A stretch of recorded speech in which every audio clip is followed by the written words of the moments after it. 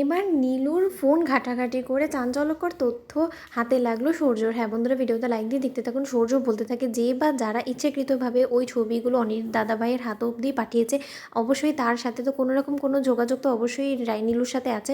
আর নীলুর সাথে যার যোগাযোগ আছে সেই নাম্বারটা আমাকে খুঁজে বার করতে হবে। তার জন্য সবথেকে ভালো উপায় একটাই আছে আমার হাতে, সেটা হলো নীলুর ফোন চেক করা। কিন্তু নীলুর ফোনটা তো লক করা, আমি কী করে খুঁজে বের করবো?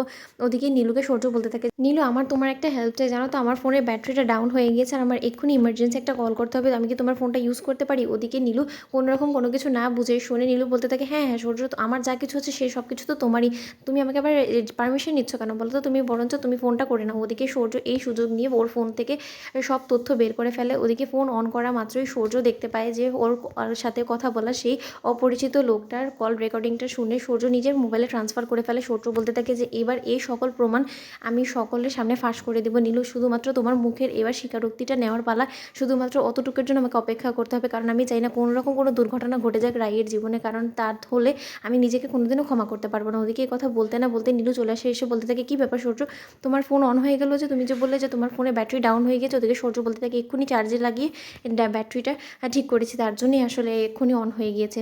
নীলু, তোমার কি কোনো রকম কোনো সন্দেহ হচ্ছে আমার উপরে? ওদিকে নীলু বলতে থাকে, না না, তোমার উপরে সন্দেহ হবে কী করে বলো তো?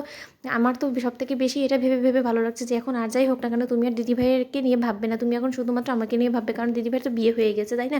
ওদিকে সূর্য বলতে থাকে, আর এই কারণেই তো তুমি তোমার দিদিভাইয়ের সাথে জঘন্য কাজটা করেছো, তাই না নীলু? তুমি খুব চালাক হয়ে গেছো। তুমি কি মনে করেছো যে কোনো কিছু আমি বুঝি না? আমি তোমার চালাকি ঠিকই ধরে ফেলেছি, হয়তো বা রাই তোমার এই বোকা বোকা কথাগুলোর উপরে ঘুলে যাবে, কিন্তু আমি না, এত সহজে তুমি আমাকে বশ করতে পারবে না। আমি তোমাকে শুধু এই বাড়িতে এনেছি শুধুমাত্র আমার হাতিয়ার করার জন্য, যাতে আমি তোমার মুখ থেকে সব সত্যটা বের করতে পারি।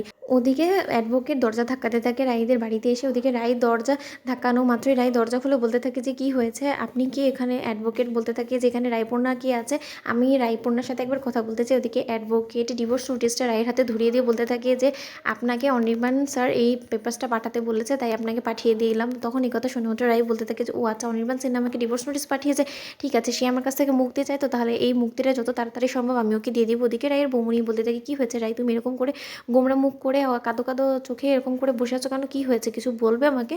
তখন রায় বলতে থাকে যে অনির্বাণ সেন আমাকে ডিভোর্স নোটিস পাঠিয়েছে। তখন এই কথাটা শুনে ধাক্কা লেগে রায়ের মা বলতে থাকে যে এই দিনটাই আমার দেখা বাকি ছিল, সদ্য বিবাহিত মেয়ে এখন আমার ডিভোর্সি মেয়ে হয়ে যাবে। তখন এই কথা শুনে মাত্র রায়ের দাদাভাই বলতে থাকে যে জঘন্য কাজটা তুই করেছিস, তার ফলে ওই বেচারা কী বা করবে? তোর মতন চরিত্রহীন মেয়েকে ওর স্ত্রী করে রাখার থেকে তো ওর ডিভোর্স নিয়ে নেওয়াটাই বেটার মনে করেছে, তার জন্য এটা করছে। তখন রাই ওর দাদাভাইকে বলতে থাকে যে দাদাভাই, ও যেমন ওর জীবনে সব থেকে সেরা সিদ্ধান্তটা নিয়েছে, তেমনি আমি ওটা সিদ্ধান্ত নেব। তো বন্ধুরা, ভিডিওটি ভালো লেগে থাকলে অবশ্যই লাইক এবং শেয়ার করে সাবস্ক্রাইব করতে ভুলো না।